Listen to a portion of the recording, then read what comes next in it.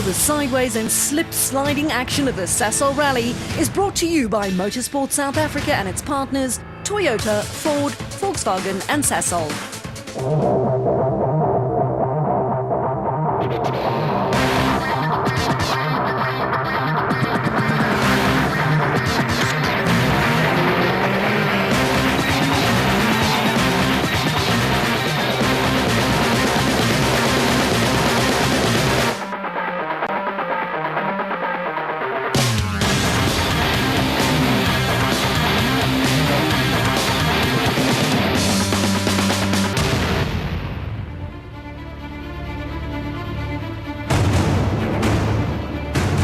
Welcome to one of South Africa's premier rallies on the calendar.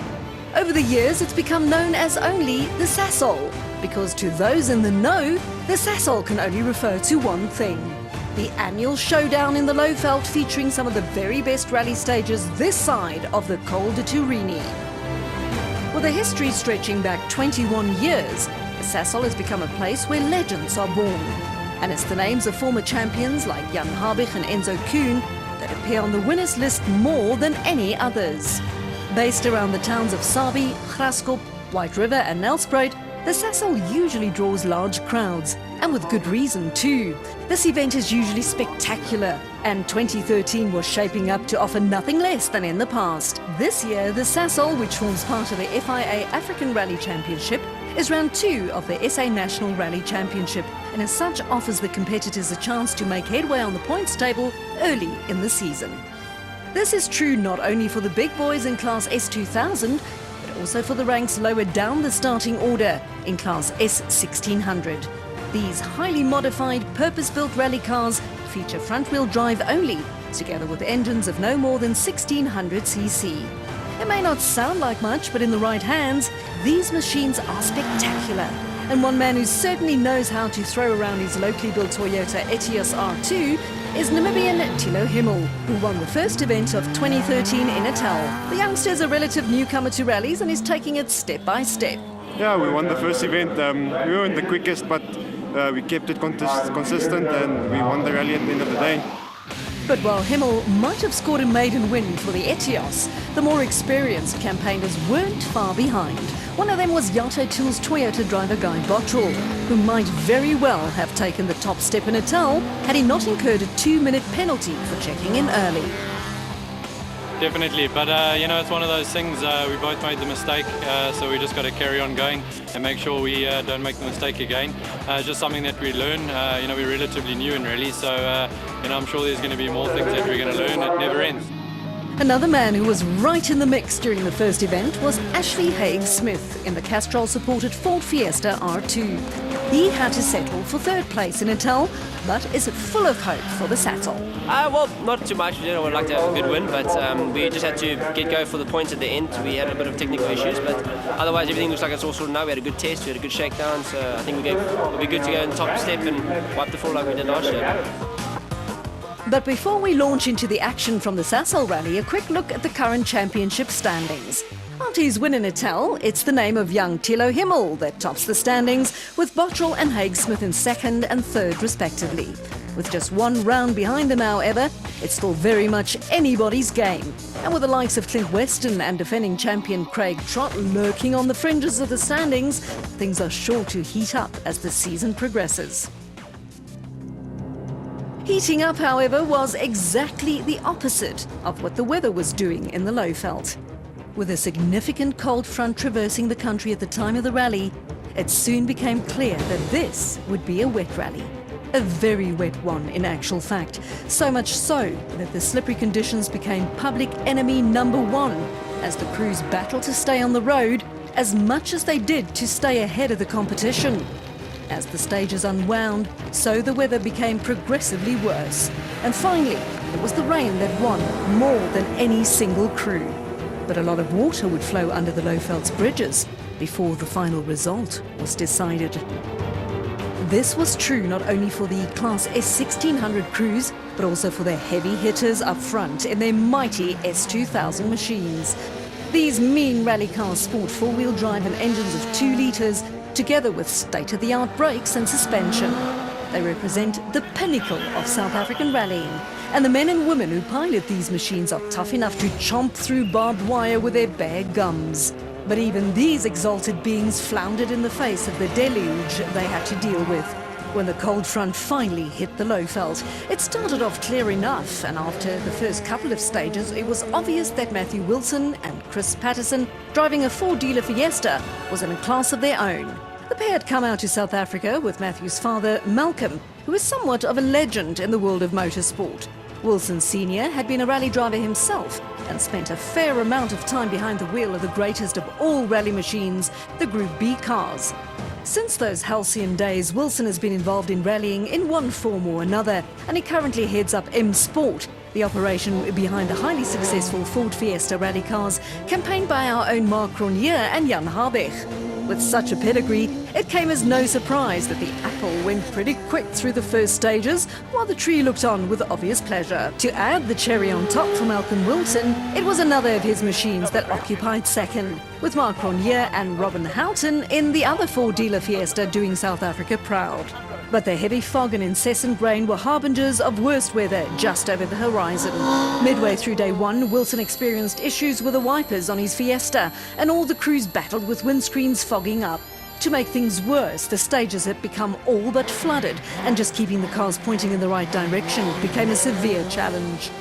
Mud flying everywhere, the crews fought on to control their steeds, but after 2 days of mudslinging, it was the two Fords that triumphed, with Mark Cronje and Robin Houghton claiming the top step on the podium. Wilson and Patterson had to settle for a second spot, while Toyota's Leroy Poulter snuck onto the last step of the podium. With Alvin Coetzee beside him, the Castrol Toyota driver drove admirably in the conditions to bring home some well-deserved points for his team. Another notable drive was that of young Henk Lateghan, Sasol Volkswagen's new prodigy. Together with navigator Barry White, the pair set stage times comparable to those of the two Fiestas, proving that the Polos could run on the same pace as the Fords. His fourth place finish also gave the rally host Sasol something to cheer about. Further down the field, an entirely different battle raged. As the lights went green at the first of the rally's 15 stages, the front-wheel-driven S1600 launched down the damp tracks one by one. But the heavy clouds were a constant reminder that the rain could arrive at any second. Stage 1, known as Olifantsgeraamte, was run just outside Sabi and comprised 16.3 kilometers of mad hairpins and 90-degree corners, as crews raced up the mountainside first before plummeting back down for the finish. Fastest through Stage 1 was Clint Weston and Christoph Snyders in the Reef Tankers Citroën C2 R2, who had missed out on serious points during round 1. The pair clearly had the bit between their teeth as they went 15 seconds quicker through the first test than Ashley Haig-Smith and Craig Parry in their Castrol Support Ford Fiesta R2. But Haig-Smith has a Welsh navigator beside him, and with the weather about to turn British, that might just prove to be instrumental. Went alright, we took it very easy, just to make sure keep it nice and tight. This is a car wrecker, took us out last year, so yeah, now the rally starts from the next two, we had some fun. The Yato Tools crew of Guy Bottrell and Simon Vasey-Lyle and their Toyota Runx have proven to be highly competitive lately, and their stage time was only 3 seconds slower than that of Haig-Smith. First stage of the rally, just trying to keep it neat and tidy, trying to get into a bit of a rhythm. Car felt good. Richard Leek and Pierre Jordan went next fastest in their Ford Fiesta R2, with former track racer Chad van Beurden and navigator Henry Deerlove posting the 5th fastest time through Stage 1. 50 seconds slower than the time posted by Weston, but still in the hunt for some points. Stage 1 was clearly a good wake-up call for the crews, but the rally organisers saw fit to give them an opportunity to tighten any loose bolts and top up fuel before setting them on the next group of stages. A quick visit to the Dunlop Service Park allowed the crews to do just that, after which it was time to face the 24.6-kilometre long stage known as Driekop. With the weather on the brink of becoming crazy, it was Haig-Smith and his Welsh navigator that came through in the fastest time. The pair posted a time of 30 minutes 17, 22 seconds quicker than the next fastest crew on the stage. Going well, yeah, we're just now going to look after our lead and go take it to tomorrow and look for points. But second fastest was not Weston as expected, but rather the winner of round 1, Thilo Himmel, and navigator Armand de Toy in their South African-built Toyota Etios R2. The pair went 2 seconds quicker than Western, who took another 8 seconds out of Guy Bottrell on the stage. Considering the conditions, it was astounding that the crews managed to post even moderately competitive times. The thick fog made visibility difficult at best and downright treacherous at the speeds encountered out on the fast sections. With no service between the two stages, it was straight on to stage 3, known as Grootfontein.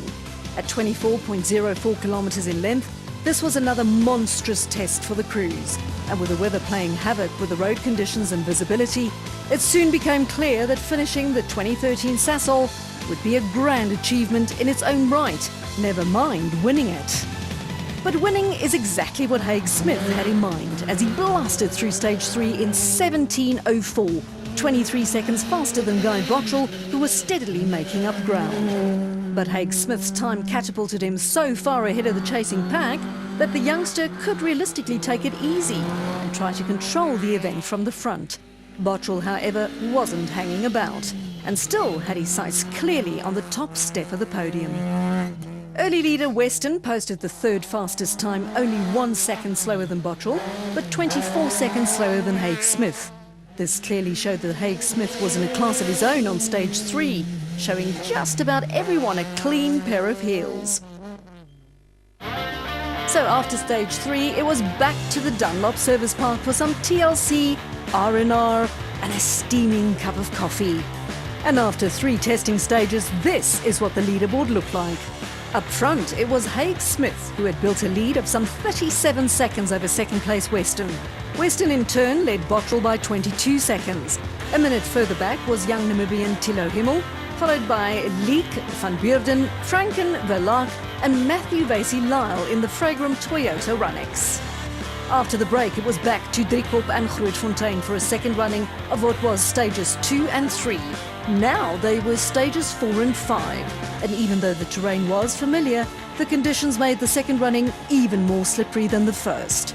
With the entire field having traversed these stages already, what was once pristine rally roads had degenerated into nothing more than a quagmire. Add to that the fog and cold, and it was clear that the crews were still battling the elements as much as they were battling each other. Not that this seemed to bother the flying Haig Smith much at all. The young man continued to win stages, and it was no different on stage 4. His time of 17:04 was 23 seconds quicker than the time posted by the second fastest man on the stage. The man in question, Guy Bottrell, who continued to chip away at Clint Weston's lead over him. He wasn't chipping fast enough though, as Weston's time on stage 4 was less than a second slower than that of Bottrell. The 3 frontrunners were building up a buffer between them and the rest of the field, and after 4 stages the gap between 3rd and 4th stood at exactly 1 minute. This changed, however, on the very next stage. 4th fastest overall was Thilo Himmel, who proceeded to pull a blinder out of the hat on stage 5 by posting a time 2 seconds quicker than Haig Smith. To make matters even more interesting, 3rd placed man Guy Bottrell experienced some issues on the stage and dropped 27 seconds to Himmel, thereby bringing the gap between 3rd and 4th down to just 31 seconds. Sandwiched between them was Weston, whose stage time of 17:55 was the 3rd quickest on stage 5 and good enough to keep him comfortably in 2nd place. Everything is right, the package is right, and we just want to keep going forward and keep with the pace, and we're lying 2nd at the moment, so I'm extremely happy with that. This is what things looked like after stage 5 of the 2013 Sasol Rally. Haig Smith still led comfortably with 60 seconds between himself and Weston. 3rd place still belonged to Bottrell, though Himmel had made some inroads on the podium. Leek still at 4th, with Van Beurden in 5th. After the madness of the mud on the first 5 stages, it was time to tackle 2 nighttime tarmac stages. The 2 short, sharp romps through the town centres of first Sabi and then White River have become firm favourites with the crowds who turned up in large numbers despite the weather. These stages seldom influenced the standings on any rally, and it was no different in the Lowveld. 2 notable events did occur, however. Firstly, Guy Bottrell and navigator Simon Vasey-Lyle had to park their Yato Tools Toyota due to engine trouble. And then there was a maiden stage win for Richard Leek, the 3rd, and navigator Pierre Jordan. This was only the youngster's 2nd outing in the Fiesta R2, and he has yet to obtain his driver's license. It was a sweet taste of success for Leek, who holds much promise in the sport. When the final tyre had squealed in White River, the standings remained the same, with the exception of Himmel, who inherited the third spot now, vacated by Bottrell. By the time the last car reached Park Firm on the end of day one of the Sasol rally, everyone was wet, cold and tired. And the weatherman brought more bad news. Day 2 promised significantly more rain and even higher winds, and so the crews couldn't even dream of respite as they plotted and planned to stay abreast, not so much of each other, but rather the weather lying in wait for them.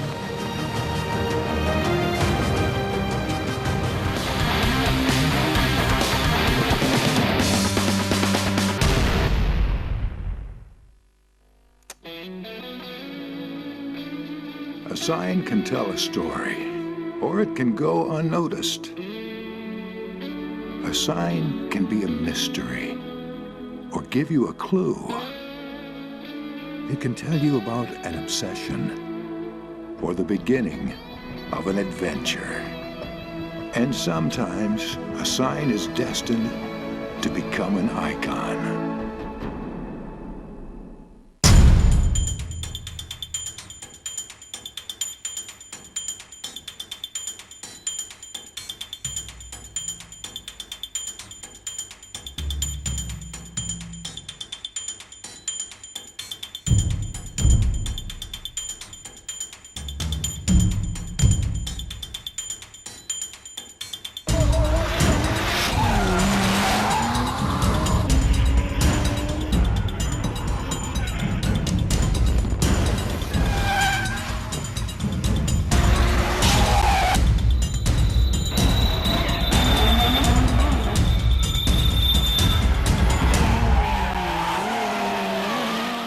Why shouldn't you also be one of the many people that are currently buying their Fords and Mazdas from Action Motor Group in Krugersdorp? Situated in Krugersdorp for the last 58 years, we have become a part of the community.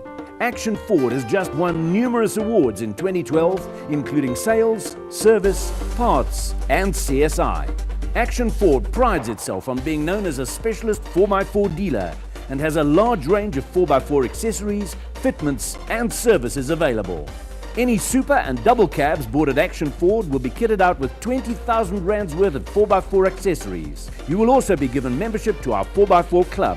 If you go onto our Facebook page and click on the win icon or go onto our website, you could stand a chance to drive a Ford demo for a month.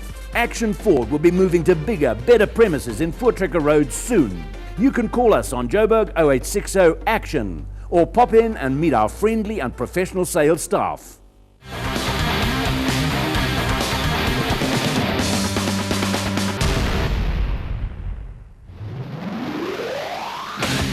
Day 2 of the 2013 Sasol Rally dawned, but only just.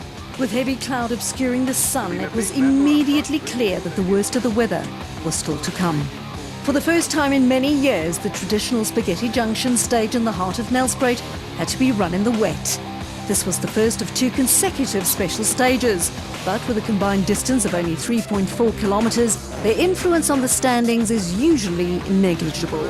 Even so, the dash through Nelspruit and around the Mbombela Stadium showed who had the guts and the skill to go fast under pressure. Unsurprisingly, it was former track racer Clint Weston who dominated in Nelspruit, mixing it up with some of the S2000 machines, despite his little reef tanker's Citroen C2 R2 not having four-wheel drive or nearly as much power. Weston's time was a full 3 seconds quicker than the next fastest S1600, piloted by Paul Franken and Henry Kern. The pair were out of the overall running, however, due to difficulties on day 1. Another former track racer came through third fastest in the form of Chad van Beurden, who flung his polo around the short stage in spectacular fashion. But what about rally leader Ashley Egg-Smith and navigator Craig Parry? The two had held a comfortable lead of a minute overnight, but it was clear that Egg-Smith preferred loose surfaces over the tarmac, as second place Weston took 8 seconds out of that lead over just 1.4 kilometres. The same thing happened on stage 9 at the Mbombela Stadium. Weston again went quickest and chomped another 7 seconds out of Haig-Smith. That was 15 seconds gained by Weston over just 3.4 kilometres. which shows that these short, sharp stages could potentially swing the results of a rally. Even so, the standings themselves remained the same, with Haig Smith leading Western, who was ahead of Thilo Himmel by just over a minute. Leek held on to fourth, with Van Beurden in fifth. So after a quick stop to get the tyres prepared for the wet gravel stages and refueling their machines, it was time for the crews to tackle stage 10. Known as Magsley, the stage was one of two gravel sections positioned to the south of Sabi. At 23.8 kilometres in length, this was to be the first true test for the crews on day 2 of the rally. And with rain bucketing down all the time, it sure wasn't a walk in the park. Haig Smith, however, was now clearly back in his element. His time of 18:40 in the Castrol Ford Fiesta R2 was 2 seconds faster than that posted by Thilo Himmel in the R2 Spec Toyota Etios. Western brought the little reef tanker Citroen C2 R2 through 8 seconds slower than Himmel, losing 10 of the 15 seconds he clawed back during the tar stages. We've got our normal tyres on the back because we didn't have tyres on wheels, so we've got wets in the front. And the back, it looks like a Skyline. It's rear-wheel drive at the moment. Stage 11 was shorter at only 13.8 kilometres, but proved to be pivotal in the rally. Fastest through the stage was young Thilo Himmel in the Toyota Etios, followed 30 seconds slower by Clint Weston in the Citroen. The big question, however, was where was Haig Smith? Parked off-piste was the answer, as the Ford Fiesta R2 had fallen off the road. This dropped Haig Smith out of the lead of the event, handing that mantle to Weston in the process. Score, 1 for the weather and none for the luckless Haig Smith. With the name of the young Ford driver now missing from the leaderboard, it was Weston who topped the standings, albeit with a margin of only 28 seconds over the hard-charging Himmel. With Haig Smith out of the running, Chad van Beurden had effectively moved up into third, though this still had to be reflected on the standings thanks to the vagaries of rally timing. Stage 12, a rerun of Olifantsgeraamte outside Sabi, was to prove another turning point in the event. This time not because one of the leaders fell off the road, but rather because the road became completely impassable for the front-wheel drive S1600 cars. The only competitor to somehow make it through the stage was Thilo Himmel, but with the rest of the crews unable to get up some slippery sections, the organisers had no choice.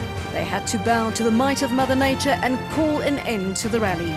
This meant that all the Class S1600 competitors were given the time posted by Himmel, sealing a win for Western and leaving Haig Smith to wonder what could have been had he just completed one more stage.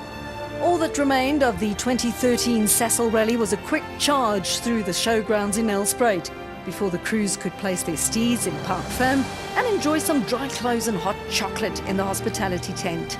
At only 600 metres in length, the showground stage is nothing more than a crowd pleaser, and as expected, had no influence on the final standings.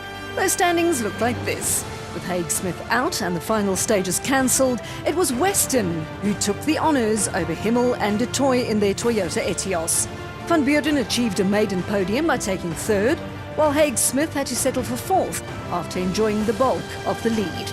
Defending champion Craig Trott, with Janine Lawrence beside him in the Team Total Toyota Runex, finished way down, which means he'll have to pull out all the stops if he wants to be in championship contention again this year. For Weston, this win was particularly sweet, as he had to battle not only Haig Smith for it, but also the onslaught from above. The conditions were treacherous, to put it mildly. Yet the little Citroen came through in fine style. Coming through and managing to keep in the stages, never mind the weather, and be competitive was most important for us. I think that really goes to my team as well for keeping the car on the road, as well as us in the car. Next up is the first of the 2 Gauteng-based rallies on the 2013 calendar. And the chances of rain in the Highveld in the middle of the winter are pretty slim. So at least the crews can probably look forward to a dry event. Join us then for more high-speed rally action. The mud, rain and determination seen on the Sasol rally was brought to you by Motorsport South Africa in partnership with Ford, Toyota, Volkswagen and Sasol.